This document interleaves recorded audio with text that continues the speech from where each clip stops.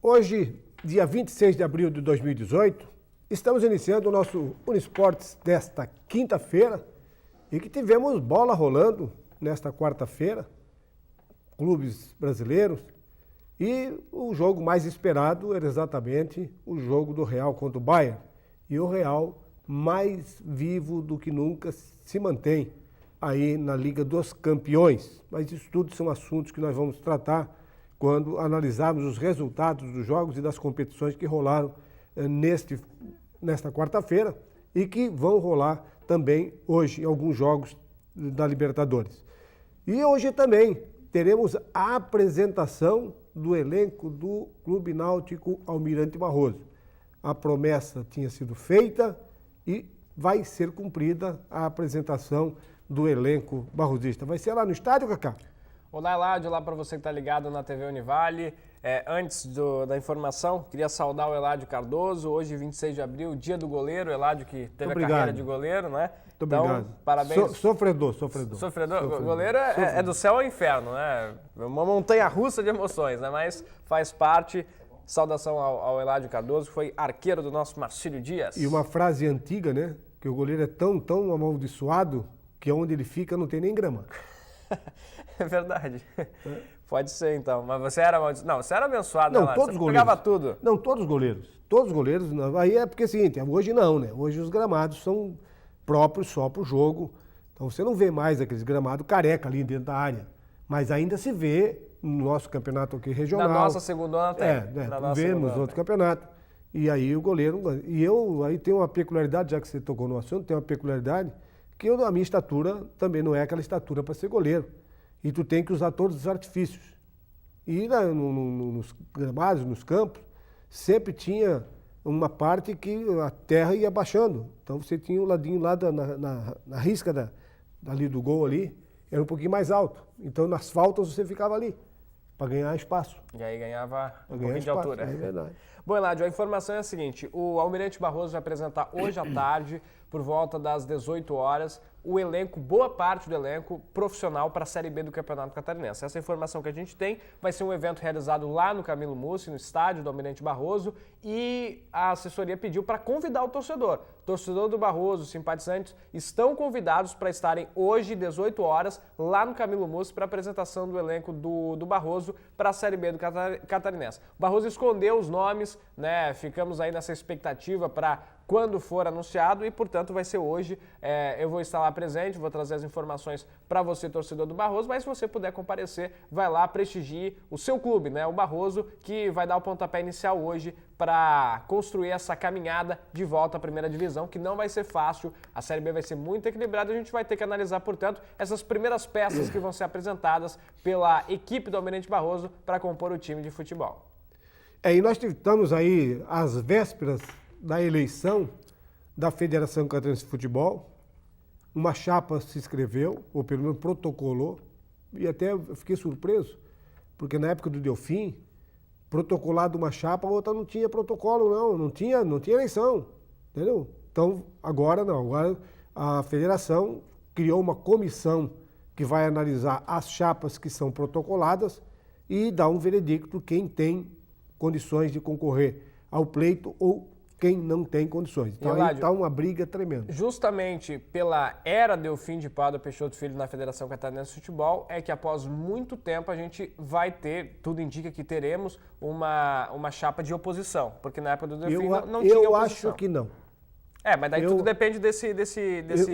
O conselho de eleição vai analisar a chapa. Se aprovada a chapa, né? O estatuto da federação, segundo os dirigentes da federação, que eu não tenho o estatuto da federação, a federação ela tem um limite de inscrições, clubes que participam, que assinam, apoiando aquela chapa, e depois de apoiado, quem protocolou primeiro acaba levando a vantagem. Então, nesse quesito, a chapa que protocolou por último, que protocolou agora, ela corre o risco de ser cancelada. Mas dizem os opositores que se não forem aceitos para participar do pleito, vão entrar na justiça e vão bagunçar o coreto. Então, toda essa expectativa fica para segunda-feira. Dia 30, né? Segunda-feira, dia 30. E aí, nós também tivemos aquela polêmica do ano passado, que tinha uma liminar, sobre aquele problema do Sub-23. E ficou na mesa do juiz, da juíza, de um monte de coisa. E o que eles decidiram, Cacá? Pois é, Ládio, caiu o Sub-23, a juíza anulou nessa semana, né, se não me engano foi anteontem ou ontem, o artigo do regulamento que limita a idade. Portanto, esse artigo foi cassado pela juíza, decidindo, portanto, que é inconstitucional, não pode limitar a idade de uma competição profissional. Pois é. Porém, o diretor jurídico da federação, através do Dr. Capella, ele aconselhou os clubes, isso lá naquele conselho técnico, quando ainda estava valendo a liminar, mas tinha a polêmica do Sub-23, ele aconselhou que, independente do que aconteça, os clubes respeitem esse limite de idade para que o campeonato não tome outros rumos. Porque é o seguinte, a juíza cassou o Sub-23, ou seja, hoje está liberado. Mas cabe recurso, a federação pode recorrer e pode virar uma bola de neve. Porque a gente sabe que nos bastidores do futebol muita coisa pode acontecer, principalmente na justiça brasileira. Cabe recurso e tal, pode ir até outras instâncias. Então o que acontece é o seguinte, a juíza cassou o Sub-23, está liberada a idade, mas por orientação do Dr. Capella, os clubes devem continuar com o limite de Sub-23. E eu acho mais prudente evitar isso aí, Eladio, porque dentro da competição, lá pela quarta, quinta rodada, no meio do campeonato, pode ter uma reviravolta e o Sub-23 passar a valer. E aí pode dar problema de perda de pontos, de estar irregulares. Então é melhor, e eu acho que os clubes, todos os 10 clubes vão respeitar, para evitar uma reviravolta e aí se complicar depois da competição. Então eu acredito que, por mais que a juíza tenha cassado o Sub-23, os clubes vão respeitar esse regulamento, pelo menos nesse ano. Nesse ano, a competição deve continuar Sub-23, como foi ano passado, aquele acordo de cavalheiros, enfim. É a melhor maneira, porque já está em cima da competição e pode haver, sim, reviravolta. Eu, dirigente, com essa decisão da juíza, eu contrato o meu time liberado. E o Capella que fica com a opinião dele. Mas, Eladio, por exemplo... Capella, ele é o jurídico da Federação Catarinense de Futebol. Essa decisão foi tomada, vamos botar, dia 25, ontem. Está muito em cima para você contratar agora. Né? Não, então, vai contratar quem quer contratar. Pois entendeu? Agora justamente assim, ó, no meio do campeonato, se voltar a valer o Sub-23, o clube pode se incomodar, pode dar problema. Mas o Cacá, o seguinte, não há nenhuma jurisprudência dizendo que o Sub-23 foi favorável em algum lugar. Mas cabe recurso para o artigo passar a valer. Apesar da juíza ter cassado, cabe recurso para rever essa situação. Então, é um risco. E quem vai recorrer? É um risco. A federação pode recorrer. Então, a federação pode recorrer e eu não tenho experiência na área, mas acredito que qualquer pessoa pode recorrer. Então, se um clube se sentir lesado, claro, não tenho mais chance de classificação e eu sei que o Marcílio, por exemplo, usou mais que 5 jogadores numa partida. Eu vou tentar, através da justiça, tentar fazer que o Marcílio perca os pontos, porque o Sub-23 deveria estar valendo. Então, demorou 2 anos para ele decidir eliminar? Pois é, então assim, mas assim, é melhor não arriscar. E se eu sou dirigente, o meu pensamento é: mantemos o Sub-23, o Marcílio está montando um time competitivo com jogadores Sub-23, mantenha o planejamento. Marcílio já ativou o plano B, que é sim ter um time Sub-23. Então mantenha o planejamento, porque a gente não sabe o dia de amanhã. E o dia de amanhã pode prejudicar o Marinheiro se colocar jogadores acima dos 23 anos. Então, prudência, manter o Sub-23. Por enquanto, esse é o cenário, né? O cenário está liberado, mas a gente não sabe, a justiça é maluca, pode voltar a valer o Sub-23. E aí pode ser mais complicado dentro da competição. O BEC é uma equipe que deu problema, está dando problema no Sub-17. É uma incógnita, há uma briga interna lá entre eles estão brigando até para ver quem é o presidente do conselho. Crise política. Então, uma crise política enorme, mas mesmo assim, o BEC está anunciando o seu treinador. Quem é o treinador do BEC? Pois é, Ládio. E olha, apesar do Beck ter todos esses problemas, até inimagináveis, a gente está um pouquinho longe, mas acaba chegando na gente, a gente passa para vocês também, né, essa crise política lá no Blumenau Esporte Clube, apresentaram um treinador que tem currículo, um treinador que recentemente conquistou alguns acessos, que é o nome do Rony Aguilar. Inclusive, a gente tem imagens dele até para refrescar sua memória. Essa é a publicação do Beck, o novo técnico Rony Aguilar para o Blumenau Esporte Clube, está definido que vai ser o treinador para a Série B. O Rony, lembrando, ele foi técnico do Camboriú entre os anos de 2014 e 2016 e ele conquistou lá no Camboriú o acesso para a Série A do Campeonato Catarinense em 2015. No segundo semestre de 2016, o Rony assumiu o Itajaí e conquistou o título da Série C do Campeonato Catarinense, consequentemente o acesso para a segunda divisão do estado. No ano passado, o Rony treinou o Naviraense, lá do Mato Grosso do Sul, aquele mesmo Naviraense que o René já trabalhou também. Como jogador, o Rony Aguilar atuou em grandes equipes do futebol brasileiro. Ele passou pelo Vasco, ele passou pelo Santa Cruz, Bragantino, Chapecoense, alguns exemplos de clubes que o Rony já trabalhou. Então é um treinador que consegue fazer com jogadores ali no limite, jogadores nem com tanta expressão, mas consegue fazer bons trabalhos. Já conseguiu aí 2 acessos no futebol catarinense, no Camboriú da Série B para a Série A e no Itajaí da Série C para a Série B. É um bom treinador, podemos dizer assim, que faz milagre com o time que tem, mas pela instabilidade do Beck eu não vejo o Blumenau brigando pelo acesso. Mas pode fazer um campeonato um pouco mais competitivo pela qualidade do treinador que trouxe. Sobre jogadores, o Blumenau está repatriando quase que todos os jogadores que conquistaram o título da Série C do Catarinense do ano passado. Então quem subiu o Blumenau ano passado está voltando para o Beck para 2018. E nós temos aí também, saindo um pouquinho do futebol, mais uma edição do Surf Solidário? Exatamente, exatamente, domingo.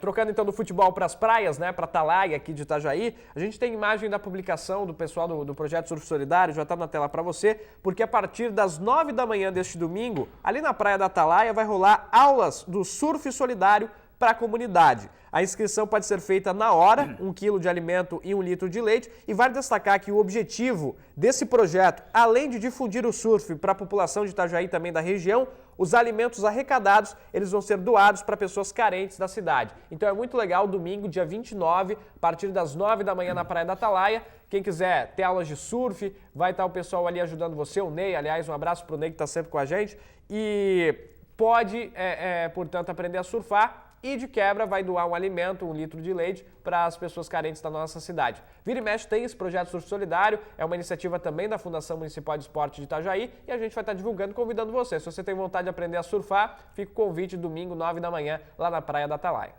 E o pessoal do surf aí tem feito vários trabalhos excepcionais, principalmente aqueles que têm dificuldades de locomoção, cadeirante, pessoas que teve agora recentemente foi o pessoal do DAO. É um trabalho excepcional que é feito por esse grupo do Surf de Itajaí, sempre com o apoio da Fundação Municipal de Esportes de Itajaí. Nós vamos ao intervalo e na sequência então nós voltamos aí com outras novidades e também com os resultados de ontem.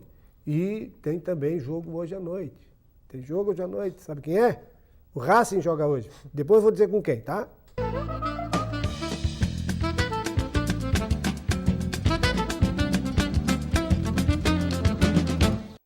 Estamos de volta e este segundo bloco tem apoio do Restaurantes Paraty, a sua casa fora de casa, servindo almoço de segunda a sábado, uma grande variedade de carnes e saladas. É uma comida caseira.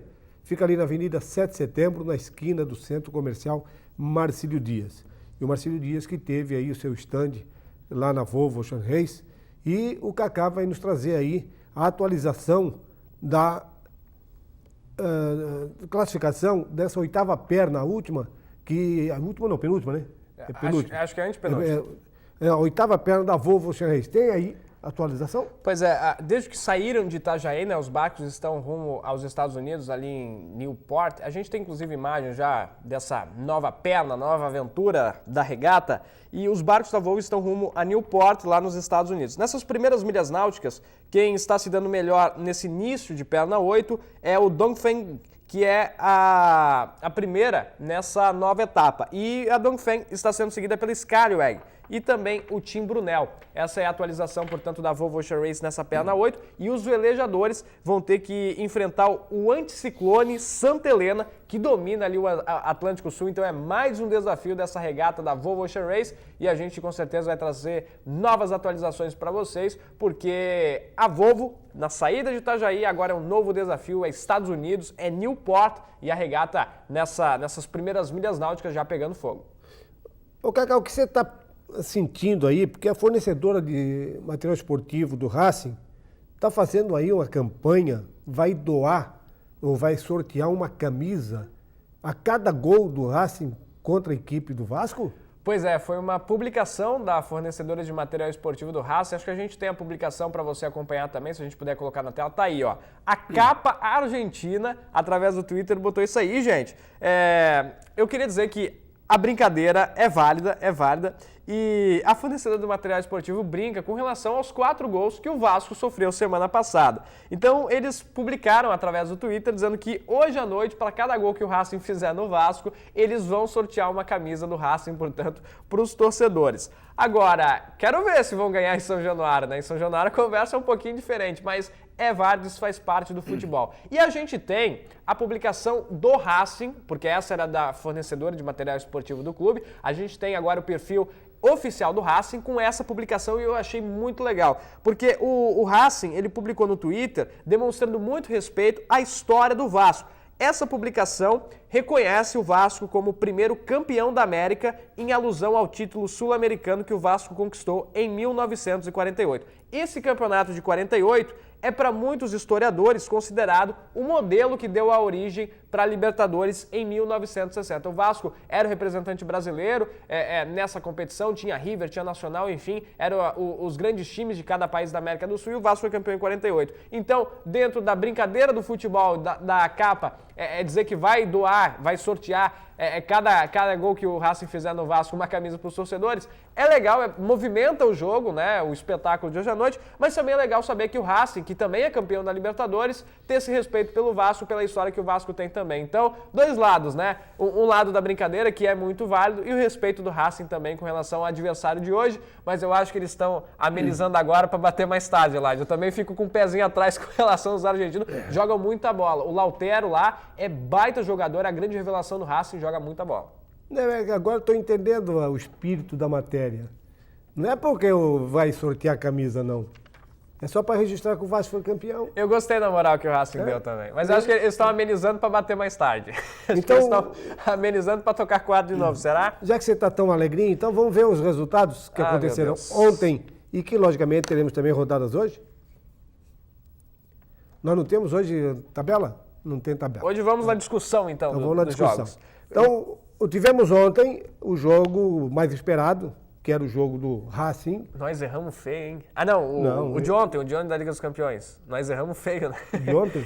Nós somos nos alemães, né? A gente se deu mal, né? Sim, mas só que acontece, ó. Eu até acho que o Real jogou melhor. Eu acho.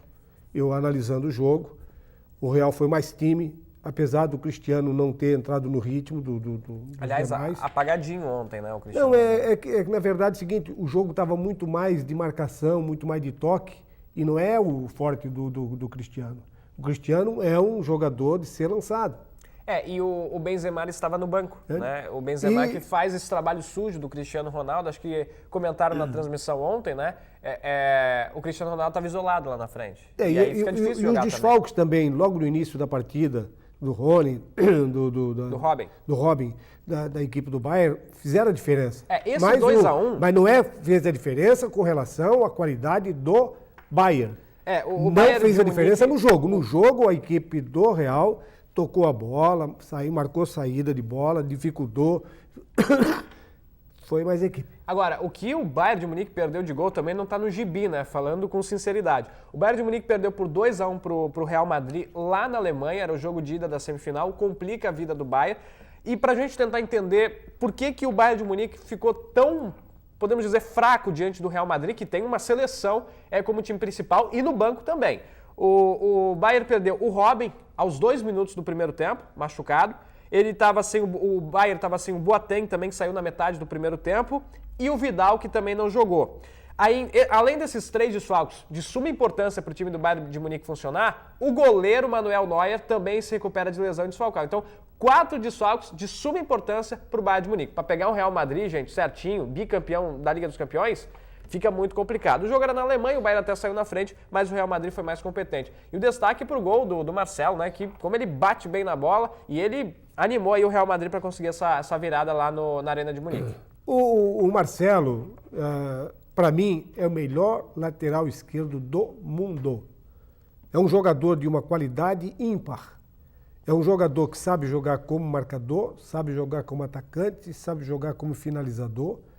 Tanto é que na história da vida dele, desportiva, ele tem uma série de gols. E gols pela lateral, gols no meio da área, gols de cabeça. E esse gol de ontem, ele saiu de uma posição de trabalho de bola, numa movimentação, e acabou ficando ali próximo da meia-lua. E numa falha da zaga, né? E na falha não, mas tem que acontecer. Mas daí a bola sobrou para ele, como ela sobrou, ele bateu. Oportunista. E bateu, e o detalhe do Marcelo é que você mete a bola do Marcelo, a bola parece que cola no pé dele. Ela não sai 1 milímetro do pé. E ele bate com uma facilidade, ele tem uma visão de campo muito grande. Então, o Marcelo, para mim, é indiscutível o melhor lateral esquerdo do mundo. Não vi ninguém igual ao Marcelo. Estamos bem servidos, né? Agora, Eládio, pela Copa do Brasil, não sei se você chegou a acompanhar, mas 2 jogos até para o Grêmio, uma vitória por 2-0 sobre o Goiás, que encaminha a classificação. Aliás, o Grêmio imitou o Figueira foi lá e ganhou também, né? E o Vitória ficou no 0-0 com o Corinthians. Acho que tanto o Grêmio quanto o Corinthians devem classificar, até porque o jogo da volta é no Rio Grande do Sul e é em São Paulo. Então, são 2 times que devem brigar, inclusive, pelo título do Campeonato Brasileiro e por outras competições maiores também, até a própria Copa do Brasil. Acho que Grêmio e Corinthians devem se classificar. E na Libertadores ontem, 2 brasileiros em campo fora de casa, e que vitória do Palmeiras, né? Palmeiras realmente fez por merecer, 2-0. O Keno e o Lucas Lima que marcaram para o Palmeiras. O Palmeiras matematicamente classificado para a próxima fase. Esse Keno também é um capetinha, né? Esse Keno, quando você olha, ele está aparecendo no canto, o cara parece que é invisível. Ele está sempre naquela zona do agrião ali. E ele é um jogador que tem feito a diferença pro lado do Agora, Palmeiras. essa vitória lá na Bombonera por 2-0 do Palmeiras era o jogo que o Palmeiras precisava para se afirmar na temporada. Uma vitória importantíssima, além de carimbar a classificação para a próxima fase. Não é fácil vencer lá, né, o Boca Juniors. Poucos times venceram. Até o Paysandu brincou também nas redes sociais, porque o Paysandu venceu lá, quando jogou a Libertadores. Mas a carreira ainda é longa. Com certeza. Mas ainda é longa. Era o jogo que precisava, até para respirar após o título perdido do Campeonato Paulista. Com essa vitória está classificado. Começo conturbado do Campeonato Brasileiro, aquela polêmica também da final do Paulistão. Então, acho que para o Palmeiras era o jogo que precisava. E o outro brasileiro que jogou foi o Flamengo, lá na Colômbia, em Bogotá, contra o Santa Fé, o time do James, né, contra o Independente Santa Fé.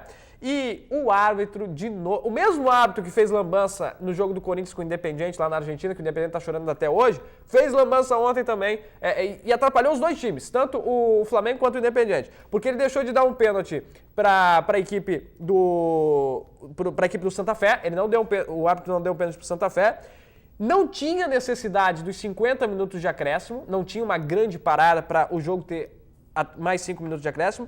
E ele acabou o jogo exatamente aos 50 minutos e 5 segundos de jogo, no momento que a zaga do Santa Fé falha e o Flamengo tem uma clara chance de gol. Faltou bom senso pro árbitro de deixar a jogada parar. Mas que bom senso? Porque, ele não precisava ter dado 5 minutos. Não. Ele deveria ter encerrado o jogo com 2, 3 minutos. Qual foi o acréscimo que ele deu? Ele deu 5 minutos. Ele deu 5 Sem minutos. necessidade. Porque não tinha uma grande parada no segundo tempo. Calma, vamos lá. Ele deu 5 minutos de acréscimo. Certo. O futebol é 45. 45 mais 5 dá 50. Dá 50. Mas assim, ó... E é no 50 que ele tem que encerrar. Mas a jogada estava acontecendo, faltou bom senso. Não tem que acontecer. A bola pode estar na... Mas assim, ó... A única sequência que tem é se acontecesse um pênalti. Aos 40, lá aos 40, aos 50... Eu sei que o certo é terminar 50-0-0. Esse é o certo. Mas assim, ó, ele dá 5 minutos de acréscimo, no momento que o jogo não pedia 5 minutos, não tinha nenhuma grande parada para ter 5 minutos. E aí, quando o Flamengo toma posse de bola, em que era uma chance clara de gol na casa do visitante, ele encerra o jogo.